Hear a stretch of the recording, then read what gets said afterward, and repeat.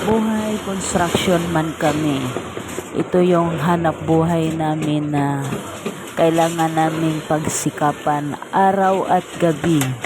Dahil sa trabaho namin, palagi kaming nag-o-overtime. At ito naman ang ginagawa. Nagkakating yan ng para pang top bar. Yung size naman ng bakal na yan, nasa 12 mm. Kaya wala naman kaming bar cutter kasi malayo kasi ang fabrication namin. Kaya mano-mano lang kami nagpuputol para pang top bar. Sa mga buhay construction na katulad ko na isang magulang na single na mga solo parents, kaya saludo ako sa mga masipag at nagtsatsaga sa araw at gabi kahit sa pag-overtime. Kahit pagod, kailangan pa rin tiisin mag-overtime dahil sa pamilya natin na kailangan natin suportahan, lalo na yung mga may maliliit pa na ginagatas, lalo na yung mga anak na nag-aaral. Kaya kitang mga magulang, kailangan natin magtiis, sipag at tiyaga lang, may mararating din tayo sa buhay. Kaya sa mga supporters ko, sa mga ka-viewers ko, thank you sa pag-supports and subscribes po. Subscribes po sa video ko. Ito yung video ko sa pinapakita ko nung pagtrabaho namin dito sa construction site.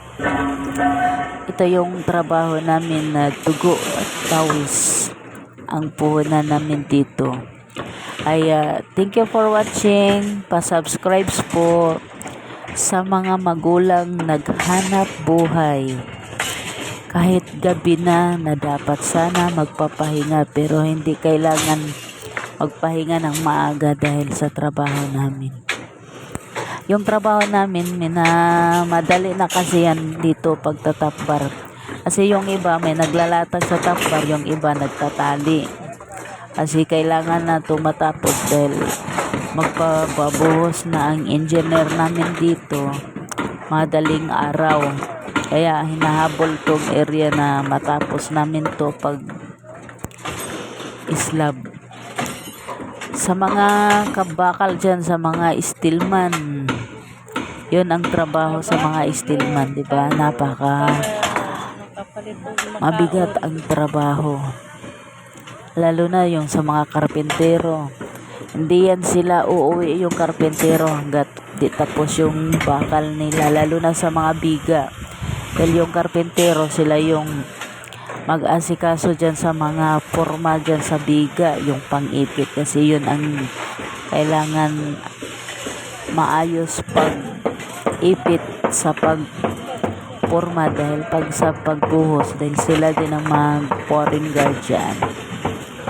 Yung mga karpentero dyan, saludo din kami sa inyo, karpentero at steelman.